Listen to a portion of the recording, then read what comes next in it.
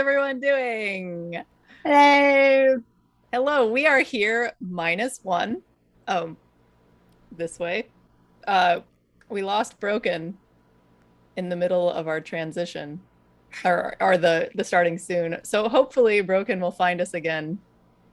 Broken, come During back. this hour. Broken, come back. Broken is broken. Chat No. is in a consensus. But we figured, we'll get started, and then it's going to be a surprise for everyone when if and when Broken's able to return. When will Broken return home from the war? At any rate, welcome everyone to day three, number three, whatever, our third Q&A session here following Daybreak. I'm joined with a whole new group of wonderful friends. This is also the last Q&A session in our normal generic Daybreak Q&A series. We will have one more time and date TBD. That is going to be just with our tech broadcast crew. And I think we're getting Broken back here in just a moment, which is exciting. Ooh, hey! Yay! They have returned! Yay! At any rate, we'll just start going before we get into the questions that you've all asked. Thank you, by the way, for submitting new questions so we could keep it fresh each day. We'll go around and do introductions. So I'm Clinkit, she, her, and which way am I pointing? I'm pointing this way. Okay, Danny Music. All right. Hi, I'm Danny Music, he, him. Down below. You're muted. Broken's on mute. You're No! muted. Oh my gosh, I'm sorry. I am the cause of all technical issues this stream. I'm broken. They, them. Off to this way? Betsy, that way. Hello, I'm Betsy. I use they, them, or she, her. Send it, Betsy. Nope. Div up. Hey, I am OMG, it's Monica coming to you live from outside Au Naturel. I use she, her, and up above me is... I'm Gannon 11. I use he, him, and I'm just very glad that I don't have to point in a direction because I'm the last person to be introduced. And now back to Clinkit. Which way is Clinkit?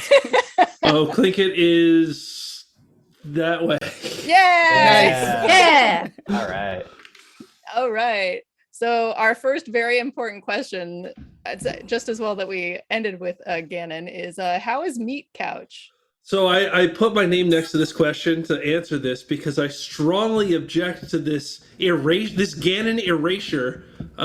It is not the Meat Couch, it's the Gannon Couch. And you know what? It's pretty comfortable. That's all I got to say. It is.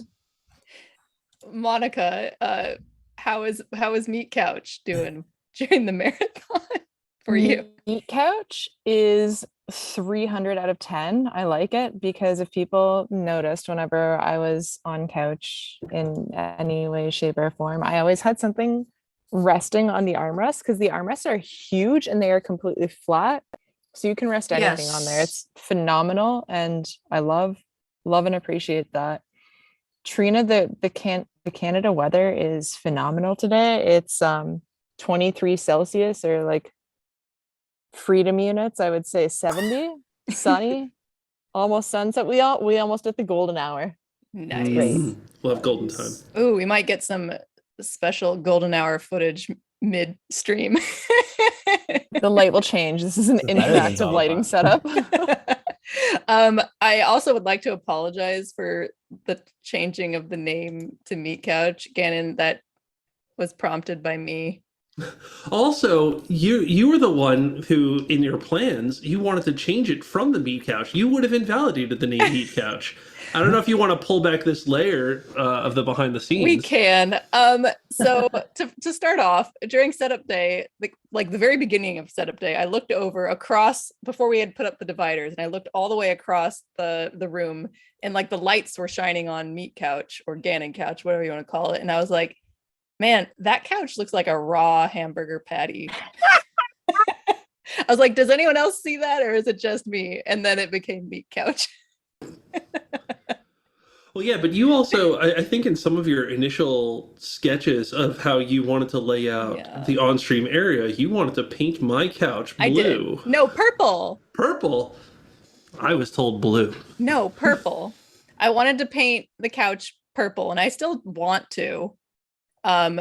Whether I will ever have the time period to paint it and paint it with leather paint and let it dry in time for the marathon the next day. But there's such a thing as leather paint. Yeah, it's special paint that you put on leather or like pleather, a couple other fabrics you can paint it with. Yeah. Oh, Trina and I are on the same page.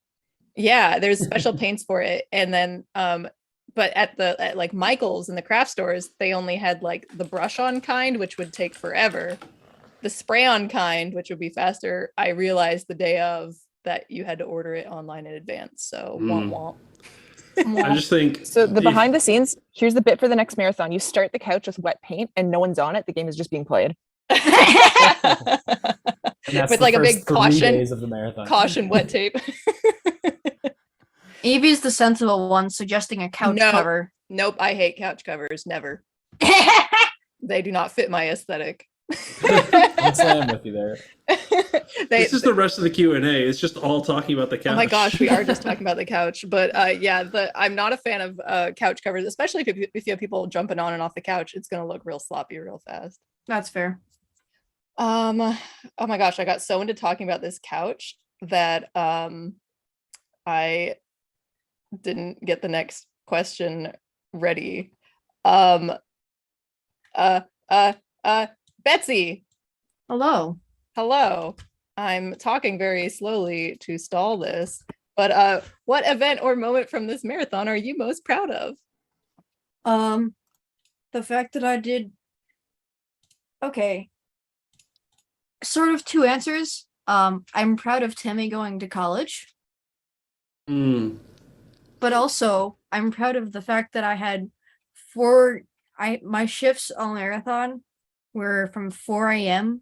to noon, and I got sleep. Ooh. Oh, that's pretty good. Yeah, that's impressive. I cannot say the same. How much sleep? I went on like 3 to actually as low as 1.5 to 4.5 Ooh. hours on average. Oh my gosh. It was pretty rough. I feel that. There's a couple nights where I was just on a strange schedule. And Duck, you did sit on the couch. Remember? It might have felt like a fever dream, but we pulled you onto meat couch during but the wood FSA. couch. I think Duck was talking about the wood couch. Oh, my bad. My bad. Oh, wood couch, the one that won. Yeah, I don't know anything about it. I also have no idea what we're talking about when we say wood couch. I don't think I know. It's a couch from a while back. I don't know. Check out the couch doc if you want the real details. Shout outs to the doc team. Actually, it was just MC. Shout outs to MC.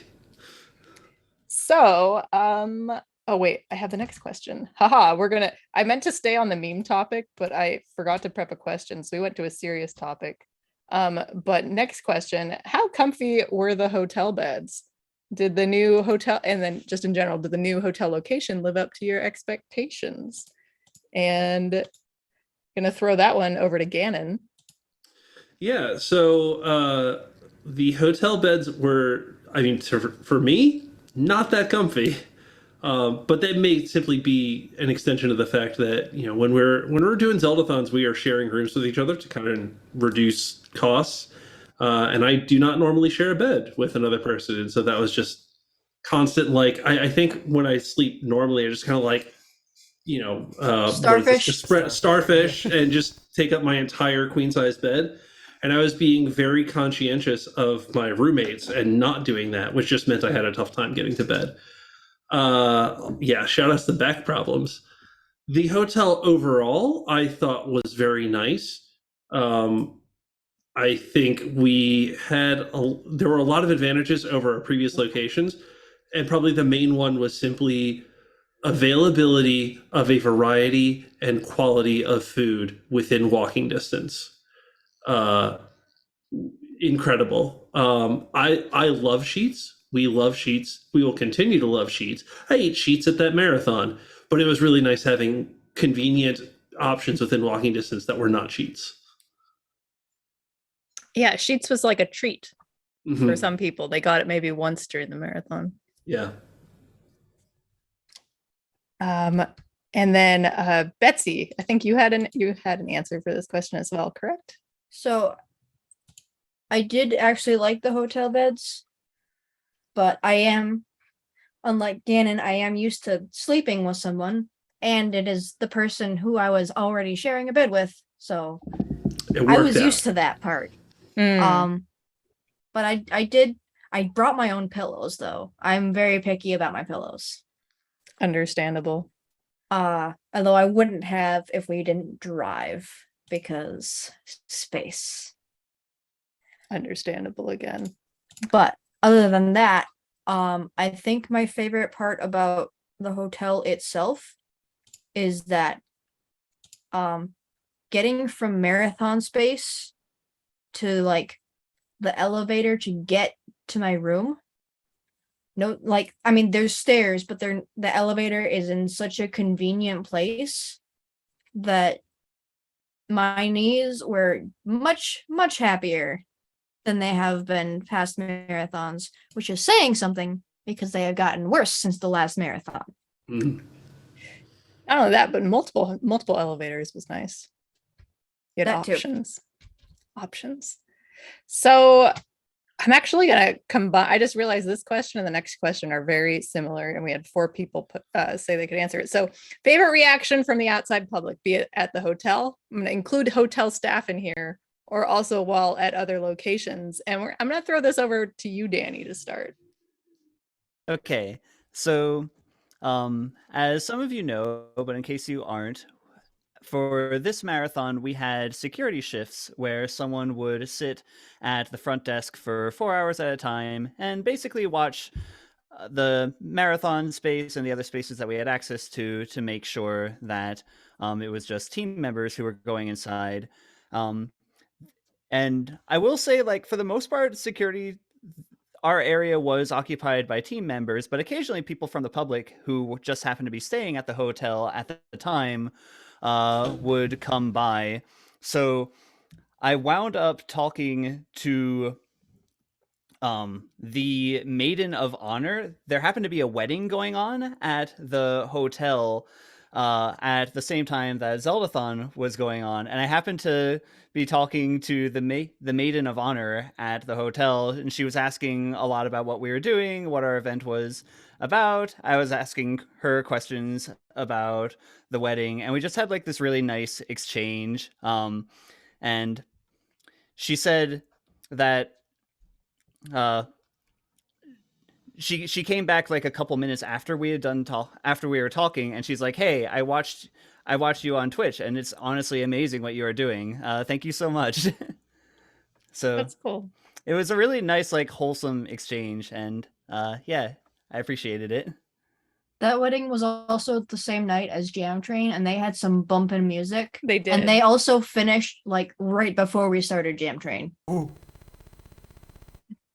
Yeah, no, that they had some good music. What much better than the hotel music. Some good music and some very good smelling food. Yeah. Oh my gosh. It was an Indian wedding, so it was just like Indian food smells everywhere. And yeah, I was jealous. um, let's see, Monica, what about you? Favorite reaction from a non-Zeldathon person while we were there? So mine was started as a not positive interaction because we had a couple come up, and as people know, there was a security shift. Bless their soul, flying was on the security shift when this happened, and they are a much more quiet and reserved person than I am. So we had a couple almost come and nearly walk into the sponsor item room where we had Switch OLED on site, Skyward Sword HD, the hammer, all of our prizes and everything that was pretty costly in terms of prizes. So I was a little nervous. I'm like, hey, just this is a private event. And them approaching, the wife looks at the husband, she goes, did you register? Did you sign up? Because there's something listing all the shifts for all of us on social media, everything of the sort. So this is already the first interaction, the first assessment I had. Like, okay, I'll approach this with a grain of salt. But I said, like, very politely, hey, it's a closed event. I mean, I don't normally judge by looks, but she looked very housewife of Beverly Hills. And as soon as I said that and tried to be polite, she looks at me and she goes, "I'm just looking." Handed direction for everyone there. Everyone who I was with, there was a pretty big group of us, and everyone just kind of went silent. I'm like, all right, if okay, it's going to be one of these situations, you kill them with kindness. So I was running the booth a lot at MomoCon. I was used to talking to a whole bunch of people who are like, what is this, like what's going on here? But long story short, we got them really enthused about the event. They were really excited to hear about Direct Relief and the work that they do, and they ended up scanning the QR code and donating to the marathon. And then the bonus interaction were the border guards who we experienced, and it was a whole bunch of bro border guards standing around one another being like, so who's the best at video games here? Oh You guys play Splinter Cell? Any of you play COD?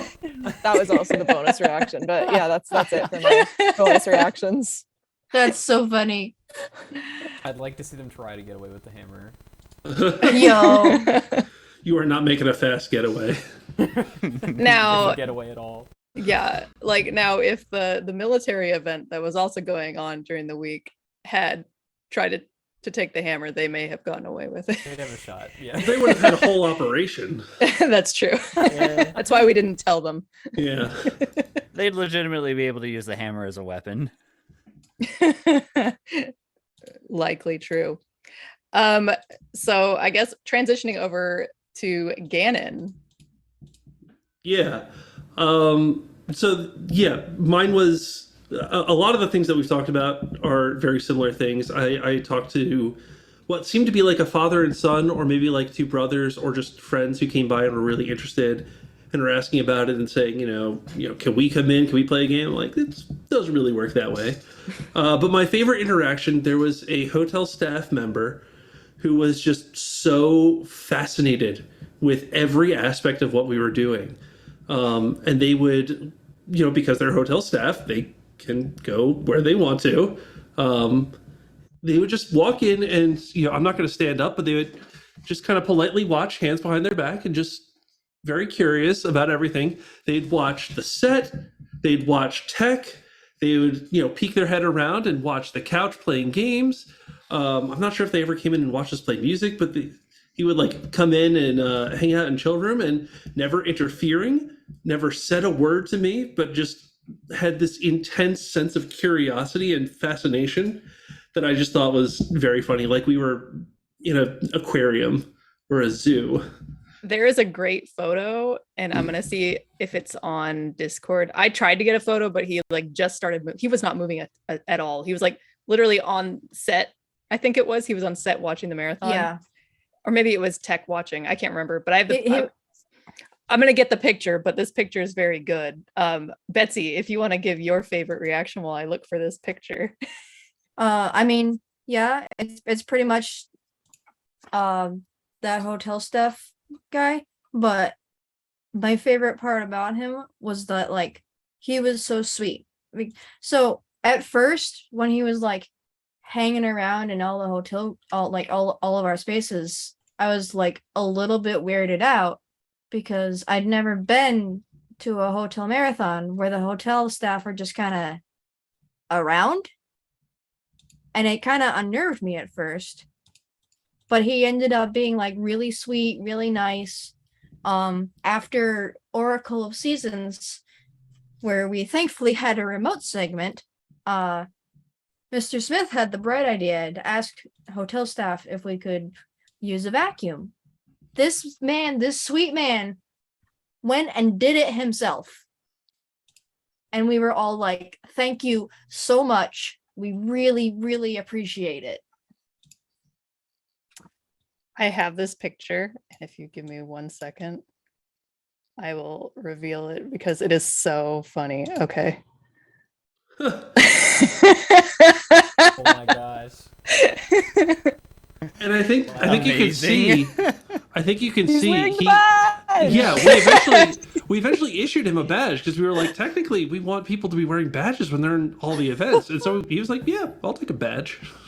He actually asked for 2 badges for. So this guy is actually the manager of events. So I had met him before the marathon. Very nice man.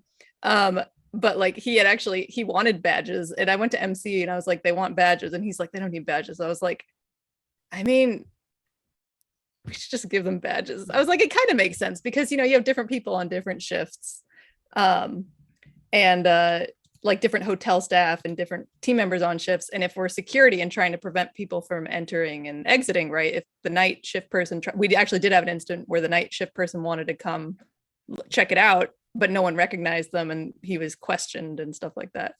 So, I mean, I was like, the badges are probably not a bad idea anyway, for them to have a couple for whoever's on shift at the time.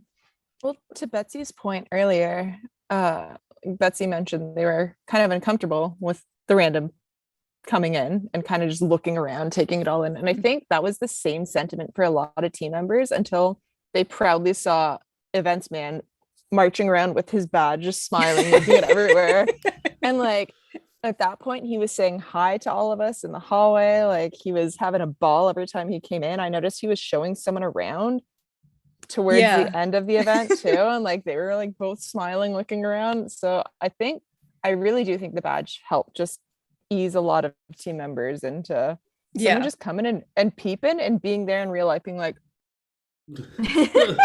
yeah, like, and because he's this event, one of their like higher up event manager people, I would imagine he's going to be there for our future marathons too. So it's nice that we were able to like kind of start a decent relationship with him, moving forward, so we can continue to keep that rapport. All right. Enough with the hotel questions. Let's get a question Broken can answer as a remote attendee. Sorry. Favorite new idea or concept that was added for Daybreak? Broken, you take it through first. This might not be a new concept, but the day 3 restart was perhaps like the best bit we've ever done. Like it was the most well orchestrated bit. It was like we had the same people on couch. They said the same things. They had the same game. Like, oh my gosh. Just from the viewer perspective, that was beautiful. That was remarkable. Oh, I was gonna say this is a good one to talk about because I think we have people here who everyone here is involved with it. Like, you were on couch. Yeah. Go, Monica. Yeah, I had a hand up because Jamie did a stream as well, recapping this. And like, though we did our best, it was hectic. I literally, like, I did a car style like stunt scene where I like hands up, vaulted myself over and landed back in the middle of the couch just because I was in the middle and there was so many people and wires around. I'm like, okay. Also, hello, Dave. It's nice to see you. Oh, so yeah, just the panic of trying to get into the middle of the couch was something next level. But then also this was the first day of the marathon and I got my fantastic haircut from Megs partway through, whereas I started in the first bit, my hair's down. So Jamie's looking at that. He's like, oh yeah, Monica's hair is different. I'm like, oh man. Like someone said before, they're like, Monica, just regrow like 14, 15 inches of your hair and we're going to be totally fine. That was my panic. And you didn't do that, so way to not be a team player. It would have been perfect. I like, hold on a second. I like how as soon as Vi says once they reference the updated dono total, I was like, oh, they reset everything. I like to think of it as the rupees you've deposited in the bank, which do not reset. Yeah. That is a good way to think about it. Yeah. Monica is praising that while on mute. Yeah. Yeah, I think a lot of people realized it was an actual bit and not a recording when Abra came in, when it was that, like when Abra was like, we raised $40,000. Wow. That was when everyone was like, oh wait, this isn't live. And I think that's great that it took people that long to realize it. The single smallest attention to detail that I thought was the funniest thing about him, or the entire bit, was that instead of Link flying, you see Danny in the pose floating away. And I saw Danny with his hand up. So I'm so excited to hear your perspective about it too.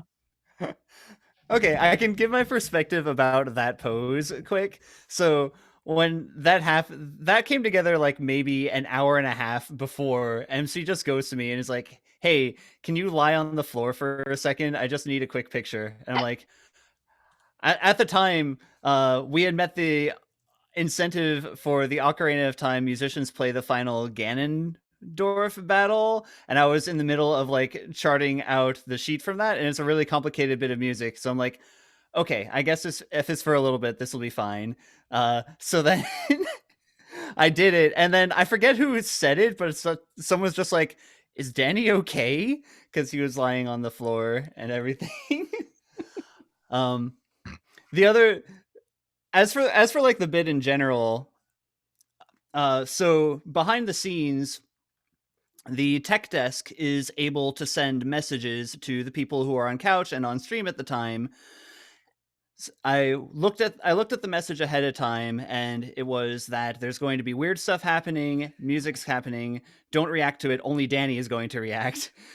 So I was waiting and trying to listen for the music that was playing, because I knew Doug was playing the Final Hours theme, and it wasn't happening. But then all of a sudden I saw people in chat that are like, "Oh no, what is this music? It's happening. It's going on." So I'm like, "Oh, okay, it is happening. So this is my turn to like react and freak out." So I don't remember exactly what I said. Somehow it wound up getting on like this Bohemian Rhapsody lyrics tangent where all of the lyrics actually somehow kind of fit with what was going on in the stream. It was good.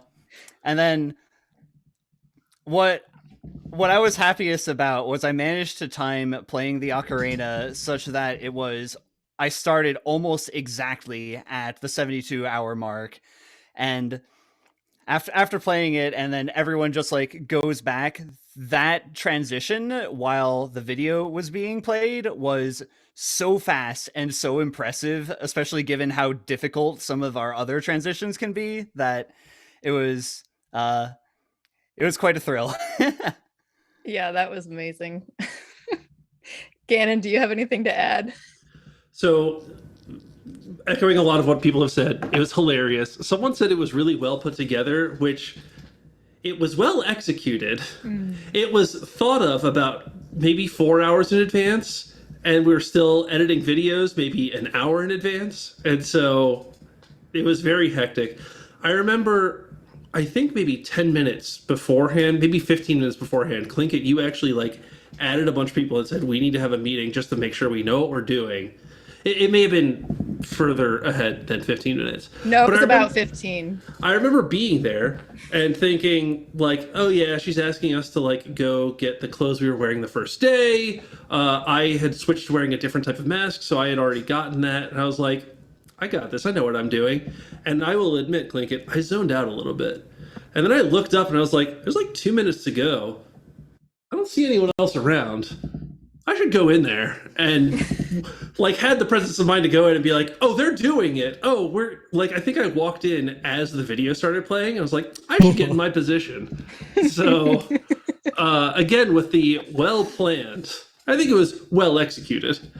But you know, other than that, it was fun. It was fun to do, and it was one of a long streak of things where in the moment at the event with very little time to go, we think of something that's gonna be hilarious and we figure out a way to make it happen. Yeah. So yeah, like we had this concept of doing something like that from the beginning, like when we first decided on the marathon theme, but then we did not work on it at all. And then on setup day, we were going to record something originally. It was all going to be pre-recorded originally, but I had no time because of trees. And then The trees. MC was like, oh, I'll do a thing. And so the thing with Danny, that was going to be it. Like we were just going to get to day 3 and Danny was going to go back in time, but it wasn't going to be like a doomsday thing. That was like well, we don't have time, but at least we can do this. And then I woke up that morning after like 3 hours of sleep and was like, no, we're going to do what I wanted to do and we're going to do it live. And then everyone like came together and added their own things to it, and it became even better than I thought it was going to be. I thought it was going to be probably a disaster. I don't know, but it worked out. So that was great. That was fun. Yeah, I know the broadcast team in chat is like talking about other things. I have other things to say about it, but we'll save it for that Q&A. Ooh. More about it. Does anyone else have a favorite new idea or concept for Daybreak they wanted to mention? I mean, I did really enjoy the like whole VTuber thing working out, not just because of how memed it got, but just the fact that it worked. Nobody was weird about it. And by weird, I mean in the bad way, not in the good way. We're always weird in the good way. The technical accomplishment there to make it look so natural and so well integrated was super impressive to watch.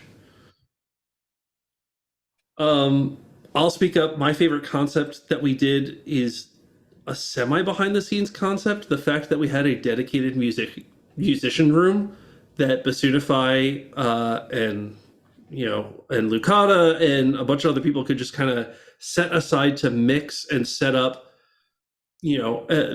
for setup day, and then even for a couple days into the marathon, was super, super cool. There's a lot of questions that I'm probably going to answer with some kind of variant of this, but doing music with the Zeldathon crew was maybe my favorite thing that I got to do this event. Oh. So all of my answers are going to revolve around that. But yes, like having that space so that we didn't have to rush and figure out, okay, how do we get music sounding kind of okay on the set? But instead could say, okay, how can we actually mix this group of musicians to sound like a semi-professional group of musicians? Was awesome. And then you could actually hear the bass and the violins. Yeah.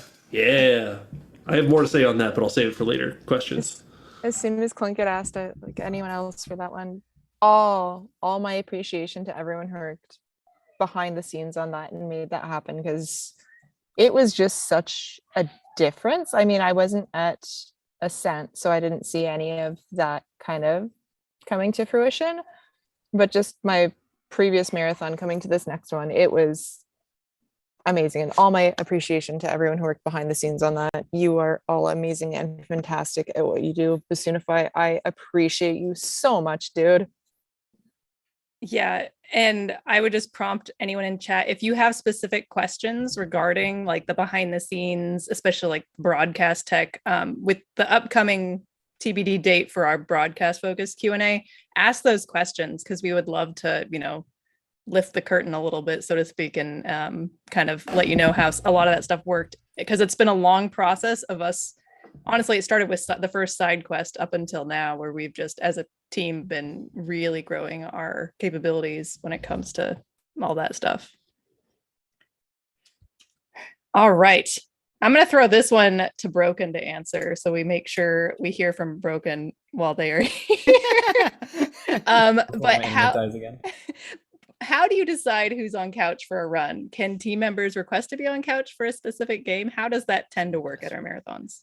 Right, I figured I'd put myself down as this one because, I had the remote attendee couch experience as well. Generally speaking, as I'm sure other people will tell you, if you want to have some people, specific team members on couch with you, you are more than welcome to invite them. And then, generally speaking, longer runs, people just kind of cycle in and out as needed. It's usually pretty organic. When it comes to the remote segments, though, it's usually assigned a little bit ahead of time. I know we've talked about the idea for remote segments of having kind of an open couch sort of thing. I don't think we've ever really executed it before, but that's generally what that tends to look like,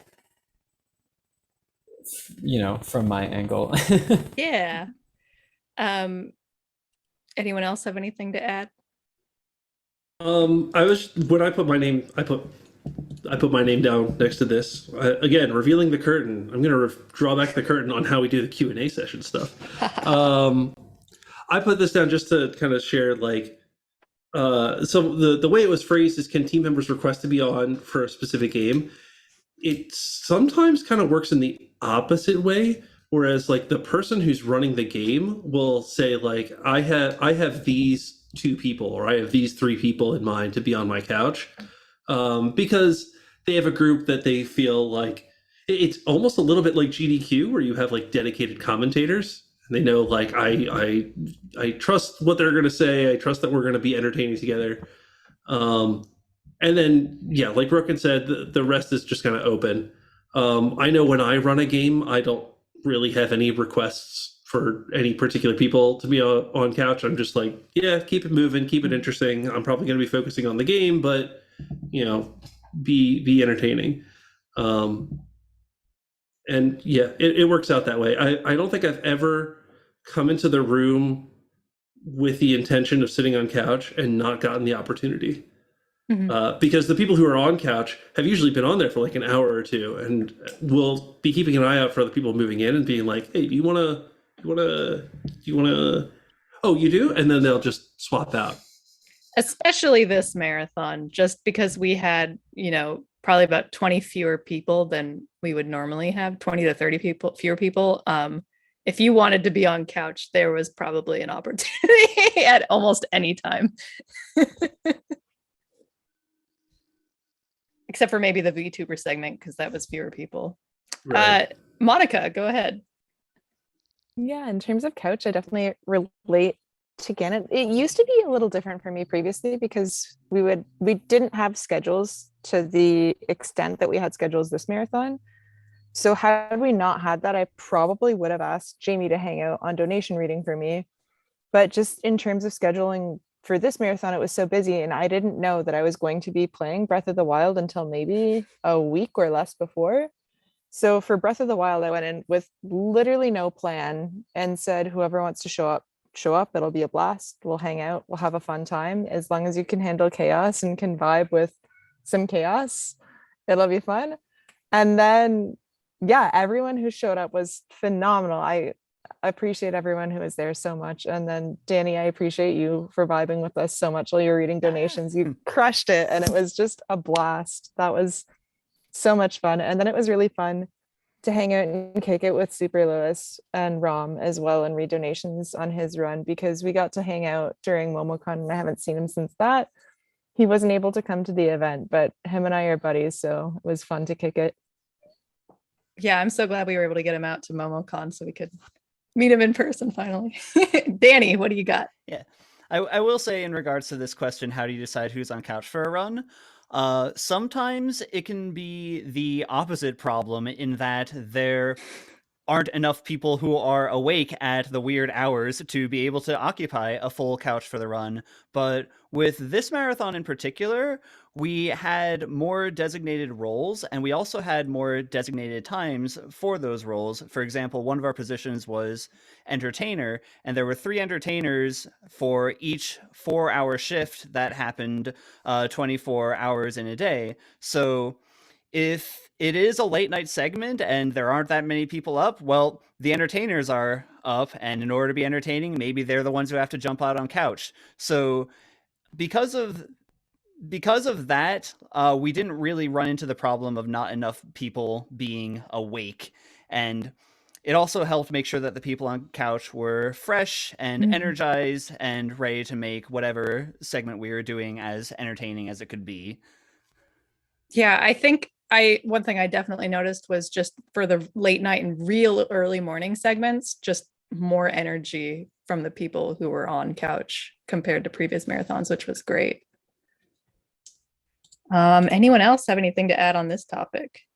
Yeah, I did really like the entertainer shift, especially, I mean, it's different depending on what shift you have, because I think we talked about this before on the other Q&A, but like if you have a primetime entertainment shift, you might not have to do anything to make sure that couch is entertaining. But since mine were like I would get on social from 4 a.m. to 8 a.m. and then I'd be on entertainment from 8 a.m. to noon, and I would be on couch every time because there would always be space. Yep. I didn't really know what to expect from the entertainment role originally, but this was an MC brainchild. But I mean, we have some tweaks to do to the role moving forward, but I think it was a good move in general. I think it was a really great idea. All right, Danny, this is for you. Okay. Reveal to everyone, what is the process for deciding which secret sounds to add or remove before the marathon begins? Okay, so I'm coming from this as someone who was asked to make secret sounds in the past, and the process is basically just like, if we have a funny idea, let's make it happen. That's the long and short answer of the process. Uh, to get a little bit more specific, it is the entertainment team that, or sorry, the wait, is it entertainment? Mhm. Yeah, it is entertainment. Entertainment team, different from the entertainer role, that curates the sounds, and then it is the tech side that implements them and chooses donation amounts for them and so forth. But for the most part, the process of making a secret sound is just come up with something funny, find a way to make it happen.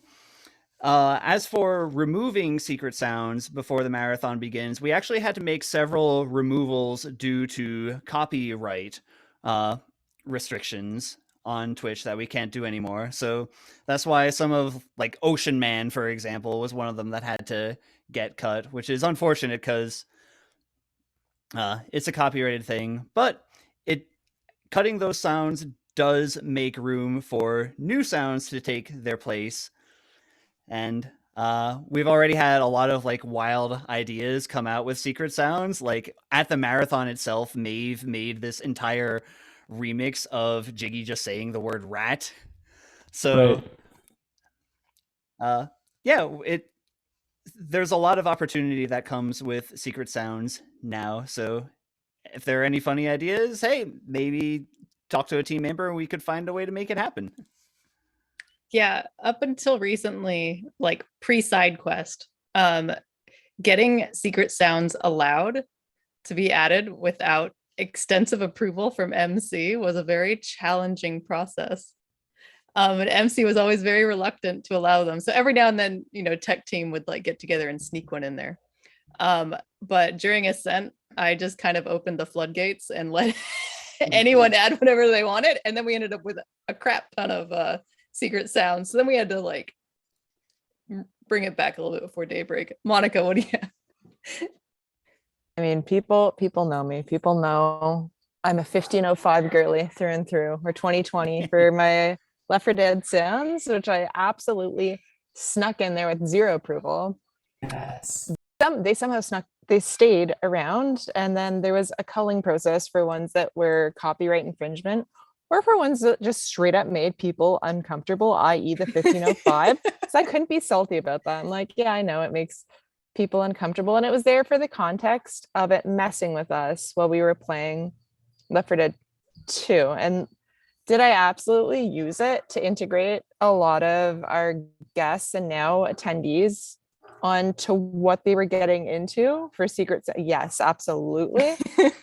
Sometimes it worked. I like Jitsu had a phenomenal run of him yelling like, "What is that?" and like just getting jump scared by it because he was playing a horror game for his first session with us. And then I remember Bobby reacting to it too. But I think that's the beauty of secret sounds and just us cycling them through. You keep it fresh and you keep people on their toes. I'm not sad 1505 is gone.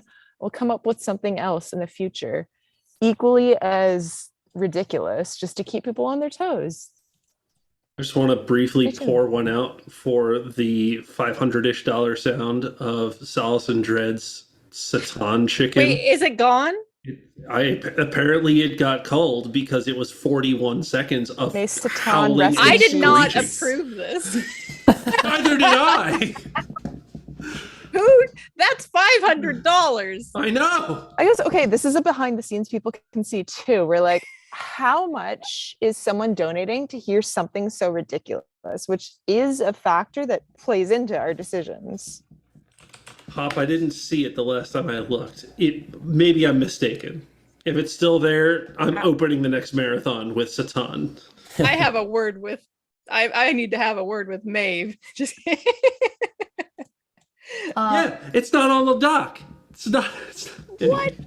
Anyway, I want to know if Stickbug was removed for copyright or for old meme. Which one? Stickbug.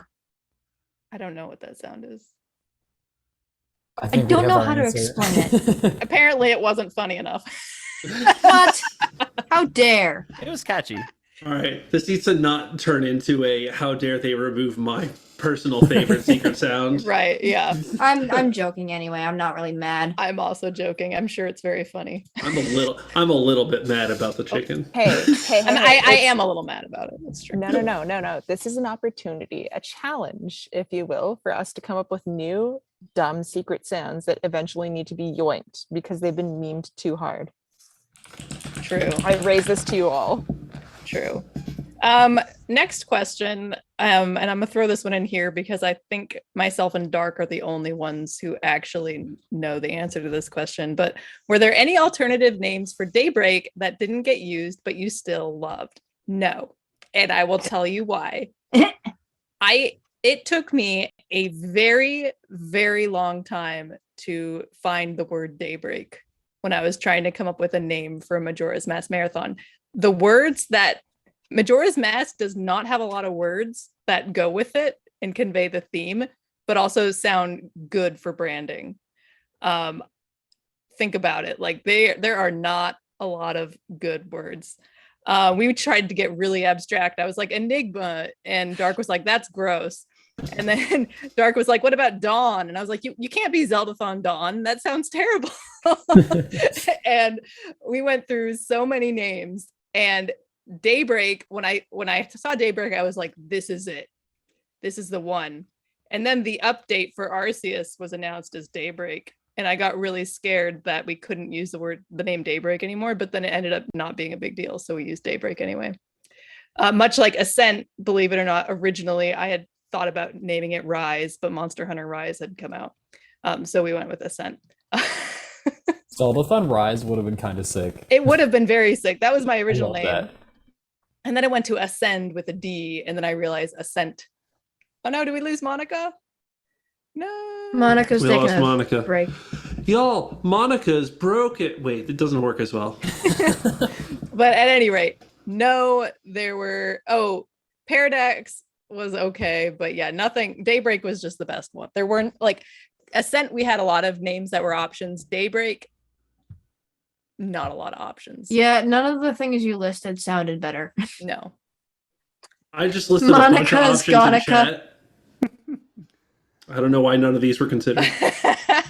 I was like Masquerade Festival. Like I was like, oh. I mean, I would have been ready. Yeah, but Masquerade's a long word that's hard to spell. It is. So, you Got a know. Q in it. No words have Q in it. Me desperately checking if anyone's username includes a Q. No, I think I'm good. Okay. All right. So we talked about this marathon, but if you, why is this all squished this time? I don't know. CSS. Anyway, if you could pick the next Zelda theme or the Zelda theme for the next marathon, what would you choose to center around, and why would it be Dompe? Doesn't have to be Dompe, but Well, why would it be Dafe?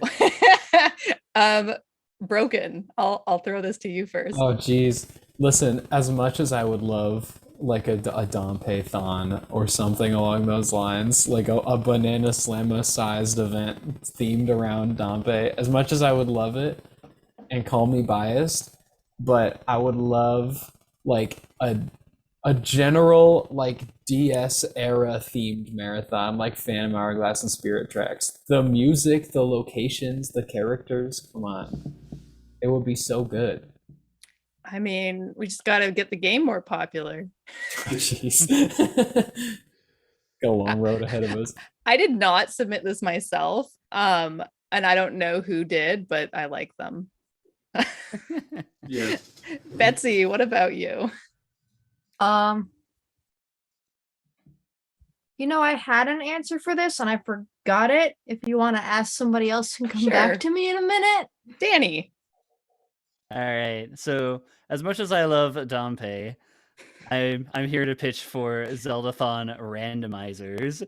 Just like there's a good Zeldathon randomizer for just about every main series Zelda game, and some that are not main series, including the CDI games now. Oh wow.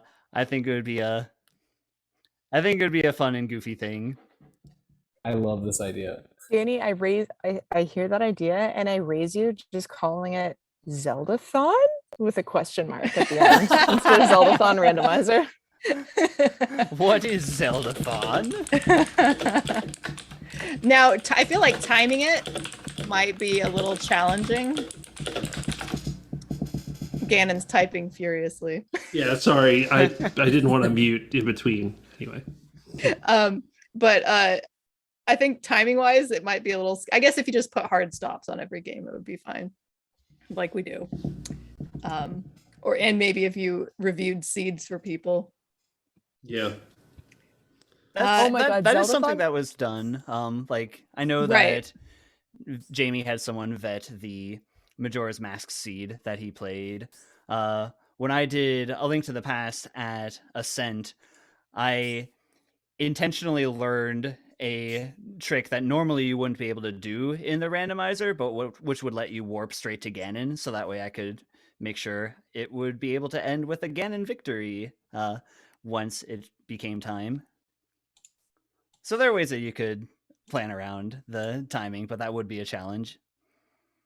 Yeah, For the for sure. Oracle randos, Ram and I had to vet those seeds as well, or we had someone else from the randomizer community on the oracles who knows the oracles for those, just to make sure they're doable.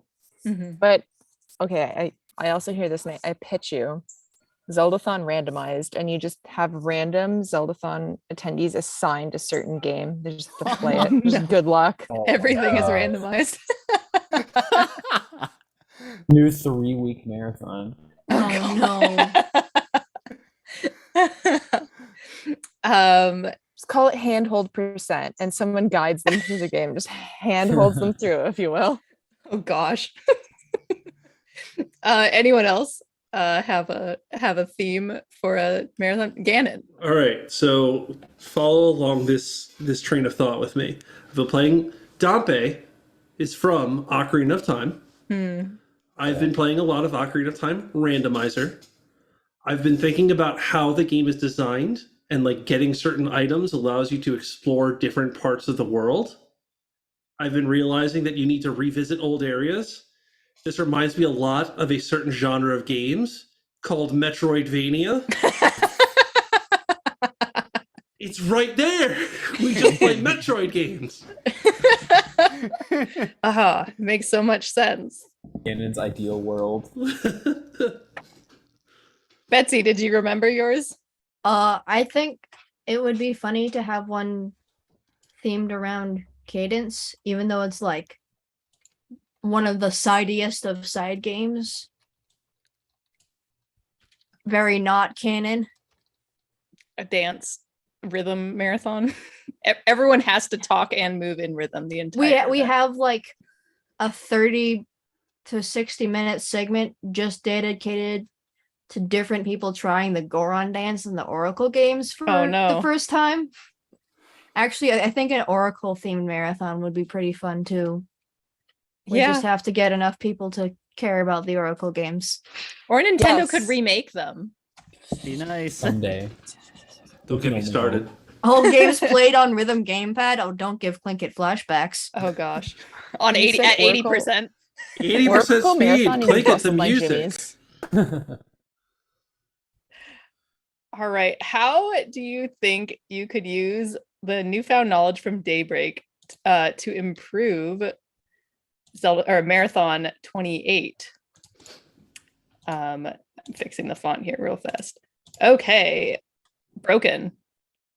Well, we kind of already talked about this, but it's worth repeating.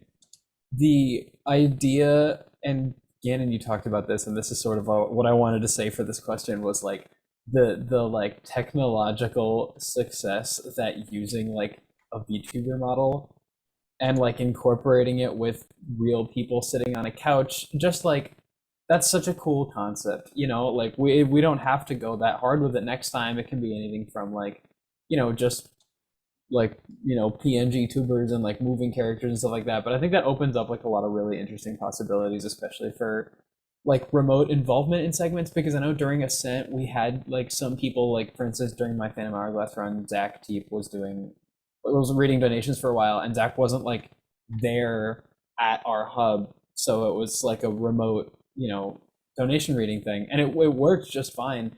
But like thinking about that, being able to incorporate just some kind of like little visual indicator of like who is there, who you can't necessarily see on camera, is a really cool idea. We live in a post-COVID world right now. Sometimes not everybody's going to be able to be there who wants to be there, and I think that opens up a lot of fun possibilities. Definitely. All right. Favorite off-screen moment, Betsy. I kind of have a couple small ones. I think my top two are like when I walked into chill room and saw the buff Jigglypuff, but it was like misaligned. I don't know how well you can see that. Jigglypuff. Give them the correct name and Jigglypuff, sorry. cursed. that they respect and deserve. And also on the last day I was there, I walked into set area looking for people to say goodbye to, and there was just this tape outline of a body on the set floor, and I'm like, what did they do last night? I totally forgot to clean that up. But I also we were playing the freaking little dinosaur card game, and there was a card called Uncommon Cold. Is it just a cough, or are you secretly dying? Time to start panicking. And that hit a little too close to home. And jokes that didn't age well. Or that aged very well, depending on your brand of humor. And one other short thing, when we went to a local game store, and they had like, those little things with all the candies. I saw one that was the Dundee Award, and I'm like, I must get this for MC. MC like proudly showed that to me later too after you gave it to him. It was really cute. Okay, it was really cute when I gave it to him, because I handed it to him and he's like, oh, this is cool. Oh, it's candy. Love that. Monica, what was your favorite off-screen moment? Oh goodness. Okay, you asked me this at precisely the time that I was about to hop up and move and find better light. Oh no. So okay. I'm sorry everyone On for the how fly. for how chaotic this is going to be, but it's going to be fitting for what I talk about as my favorite off-screen moment. So my favorite off-screen moment was to do with myself and a bunch of other people while we were all in chill room. Hopefully my sound is okay. Mhm. I'm sorry if it's not. Yes. No, it's fine. Welcome to IRL Zeldathon Q&A streams. Okay, so my favorite off-screen moment was when a bunch of us were playing a Mario Kart tournament in chill room. And thank you to Rom Scout for organizing that tournament. If anyone else in the community watching right now wants to join into some Mario Kart streams, please let us know. It would be a ton of fun. We had a ton of fun playing that. My favorite moment was when all of us collectively were wronged. Okay, I need to take a step back. The tournament was specifically only DLC. So none of the vanilla courses. You had to only play the new courses for this tournament, and all of us collectively were wronged at the same time on Waluigi's pinball when we were lightning bolted at the very end of the cannon and yoinked backwards. So you hear all of us screaming, no, like various profanity. Meanwhile, just behind us, there's a group of very nice, lovely folks trying to have a quiet game, teaching Jackson how to play Magic the Gathering. And we're just there, unhinged, screaming. And that was one of my favorite moments. We apologized to them after, but as soon as we finished the tournament, we all like got up, looked around, we're like, everyone is gone. We were too obnoxious, but that was one of my favorite off-screen moments. But yeah, if you want to be involved in chaotic community Mario Kart nights, let us know. There's a lot of us who kart on the team and take karting very seriously and very sweaty. So please be aware of that getting into these community nights if we have them. One on Friday? We do have one on Mario Friday. Kart Mario community Kart on on Friday. We have Yep. I won't have internet on Friday. Oh no. No, we'll just But have to next do one. more, We'll have to obviously. do some Yes. more. Yes. Next one. For sure. All right. burning question, Gannon. Literally burning. Ah, I want to Okay. know the answer to this. How did y'all set off the smoke detector? All right. I must first begin by saying that me putting my name next to this is not an admission of guilt. It is not. I'm not actually the person who set off the smoke alarm. But I do have it on good authority that I know who did set off the smoke alarm. So we have these really nice backdrops, right? These were a thing for a long time, but really exploded when we did Ascent because we had all the remote hubs and we wanted them all to have their own unique background. So we had all these really cool, unique, big backgrounds, backdrops that were hanging up. The challenge cam one was Link climbing up the cliff from the Breath of the Wild stuff. The one behind us on main couch was the Link Between Worlds, but I suspect Clinket only used it because it had kind of forest on the left and right. And for the musician area, which we affectionately called the Milk Bar, we had this really nice looking, basically just brick, looking like a brick wall. But the thing about doing our marathons is when it's done, we don't own that hotel. We don't own that ballroom. We have to pack it all up. And so we fold all the backdrops into nice, neat little piles, and we store them away for months at a time. And when we bring them back out, they're all wrinkled, and that doesn't look nice. So we wanted to steam them out and de-wrinkle them. And it turns out that certain smoke detectors are sensitive enough that the steam, just water vapor that you're emitting from the thing is enough to trip the smoke detectors. And so in like the hours before the marathon, maybe was it mid countdown? Yes, and I was very mad because was. I was outside making trees and they told me I had to stop making trees to go over to the evacuation area in a different part of outside. Yeah. This is not an admission of guilt. I was not the one ironing or steaming the backdrop. I will not share the identity of who in order to protect the innocent. I did ask for it to be done, so I'm at partial fault. I think my favorite part about it, I don't remember who, but somebody warned them that it could set off the smoke detectors. But nobody was really quite sure that it would. But they still kind of did it anyway. And then the smoke alarms went off, and all of us collectively were like, oh. I love Also, that I was. Oh, sorry. Go ahead, Betsy. is one of the worst fire alarms I have ever heard in my entire life. My ears were still ringing when we got outside for like 5 minutes. And the other fun part, so we went out the back door. They wanted us to go to the front, to the evacuation area, so we could all meet up. They told us to go back through the hotel, through the front door. Like, we were already outside the back door, and they told us to go back through the hotel. And all of us were just like, okay.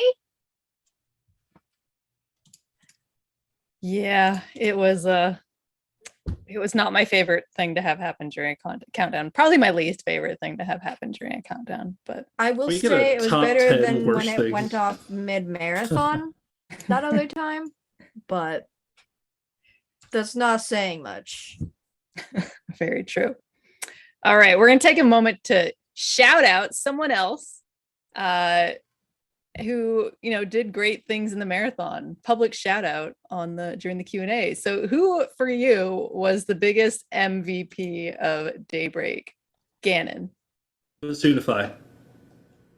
Audio wise, this may have been our best sounding marathon yet. There was a lot of really cool innovations in the audio space. And I would try to go into detail, but I don't understand most of them. All I know is Basunify was working his butt off for a very long time throughout the whole marathon, and it really sounded great. So Basunify. Those back couch mics. Oh yeah, the new back Yeah. couch mic was. I mean, we'll talk about it during the tech Q&A for sure. If you have questions about that, throw them in. Yeah, if you noticed that our couch sounded better, especially Bat Couch, that is why we did something different with the microphones this time.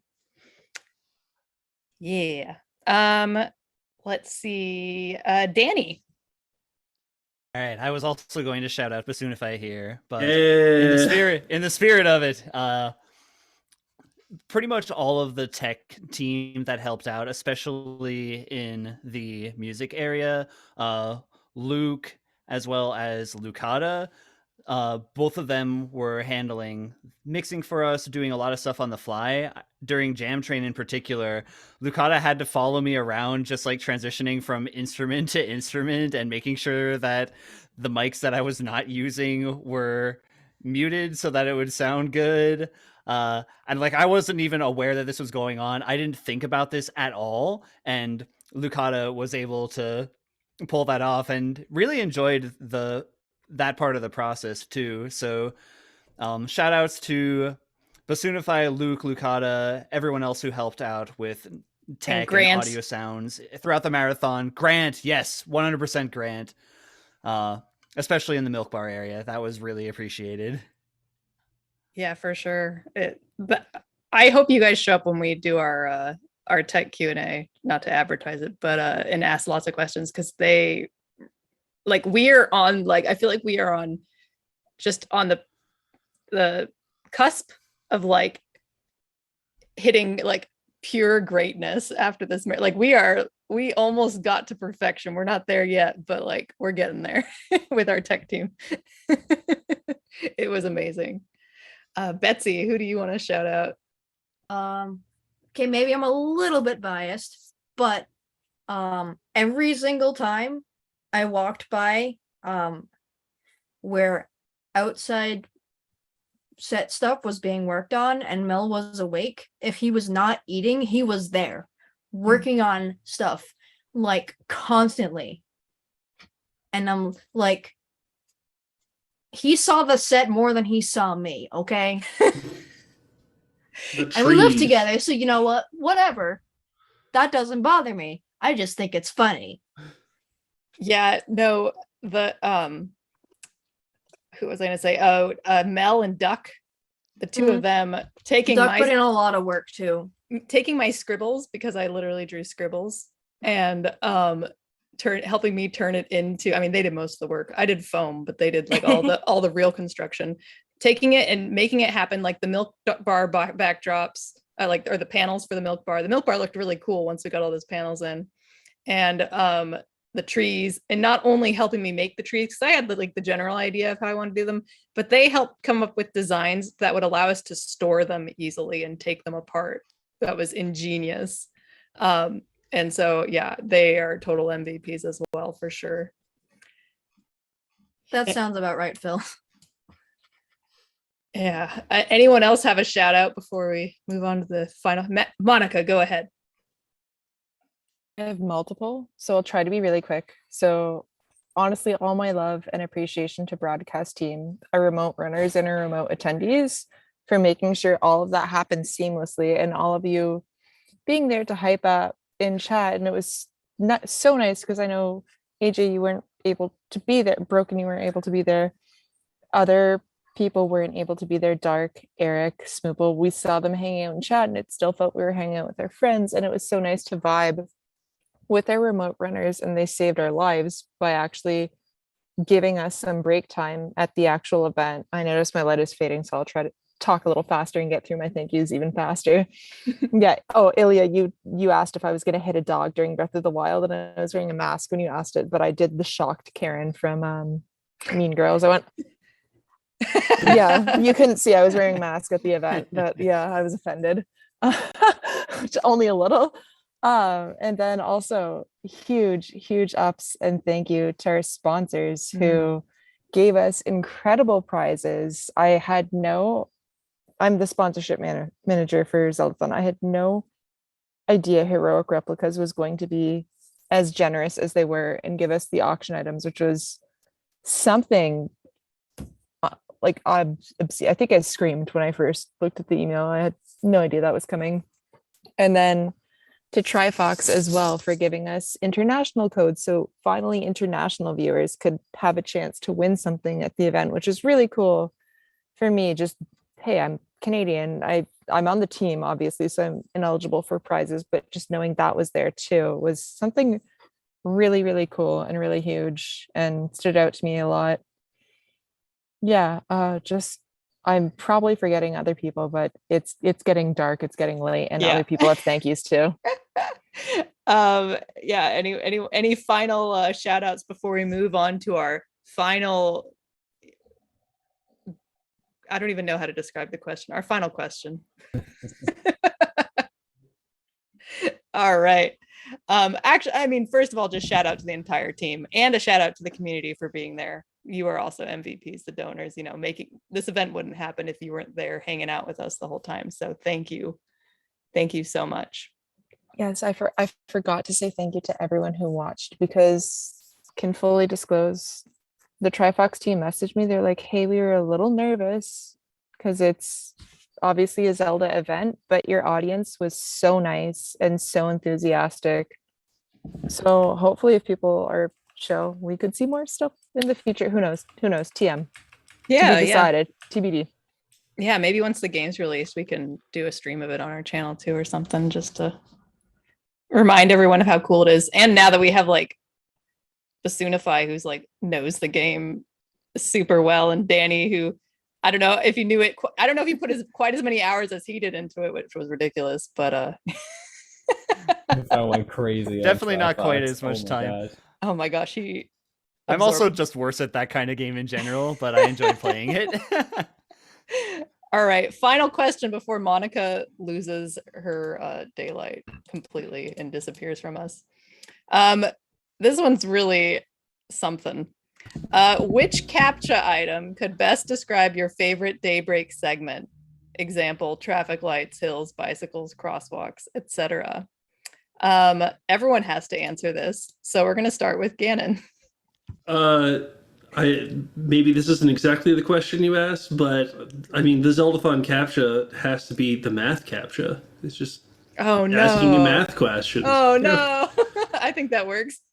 And for me, I'm like, yep, this is the answer. And for a lot of people, You must be a robot. You can't do math, which seems counterintuitive. All right. For mine, can I make one up? Sure. I'm gonna say click the person with a mustache. Yo. I think that would be a great CAPTCHA for this marathon. That one, or like click the stumps versus the full trees. That would also be another one. All right, Danny. Okay. I also have one more shout out that I want to do. Go for it. I'll do that now. So one of my favorite segments that has kind of been a somewhat hidden Zeldathon tradition is the segment where there's some chill late night game being played and Jackson brings the piano over to the mainstream area and we just jam out and sing like karaoke songs with Jackson accompanying on piano. So good. Obviously, like, huge respect to Jackson for just like sharing his massive wealth of being able to play music and knowledge and the library with everyone, but especially huge shout out to Clinkit, who totally nailed the villain theme from Anastasia. Oh my god, I did not see that coming, and that was incredible. Thank you. I vibe with villain songs as a woman with a low singing voice. The Ursula one was very good too. Thank you. But as for the CAPTCHA question, I'll say that my favorite are the CAPTCHA that most resembles Zeldathon. I'll say the green light because Zeldathon is always on. All right, Broken. Give us the remote perspective of which CAPTCHA. Danny almost stole mine. Mine is the red light because very shortly before the marathon, I got an unexpected red light at an intersection. But I appreciate that both perspectives made it in because now we have a fully functioning traffic light and life can go on. We're missing the yellow light, but Blue. Betsy. I'm not saying the yellow light, sorry. We yield for no A one. metaphor. I'm gonna say a bus just because of the sus bus, even though I didn't really see that much of that. I know it was Dino's doing, so it must have been good. That's a good one. And actually a Uh, real one. If you wanted me to pick a capture to describe the entire marathon, I would say crosswalks because of walking to the nearby food. Very much so. All right, Monica, with your sliver of daylight left. Okay, this is it. This is it. I gotta be quick. For me, it's also a real one, but one that feels like it works for Zeldathon. I'm gonna say the bicycle because of a metaphor. Because Zeldathon, much like age or broken and I will pop off about first time donor, doing good with it, what you have. And Zeldathon, we kind of just throw it together. And I'm reminded of this because in my hometown there was a landscaping service that spawned out of a bunch of high schoolers together with bikes and attaching little wagons to their bikes, and they had lawnmowers and weed whackers and stuff like that, and they have a whole service now. I don't know what their taxes are like, but just throwing together something incredible with a bit of love and hard work, and then watching it grow and grow and grow and grow. I mean, landscaping, obviously there's growth. These kids, there was a lot of growth. They started with just one bike, but there is now a fleet. Yes, growth. Bicycles, doing good with what you have in growth. If you have to select trees every now and then in CAPTCHA. Yeah. Yeah. Bicycles and trees. Also because trees, because I'm outside and you can see a few of them in my last slivers of daylight. We love the trees. All right, so that's gonna wrap up our Q&A. Thank you so much to everyone for joining us today. It was very fun to chat with you and pull back the curtain a little bit on fun stuff about fun information about Daybreak. Thank you to chat and the community for submitting questions. I didn't write any of these questions. These were all submitted, and they were great questions. And I think over the 3 days that we did this, I only repeated maybe a couple questions, and that was day 2. I don't think I repeated any for today. So thank you so much for hanging out. Make sure you join our Discord. We're going to be starting up some game nights on the Discord. We're also looking at getting more streams here on the channel, but we're kind of still feeling out and figuring out what we want to do for that. And additionally, just stay tuned if you join the, oh yeah, there we go. MC and Dark posted the link to the Discord in there. Perfect. I got to get to a director meeting. He's waiting on me. But anyway, yeah, thanks again for joining us. Thanks you to all the panelists here for giving us their time, and I hope you all have a wonderful rest of your night. Bye. Bye. Luke, take us out.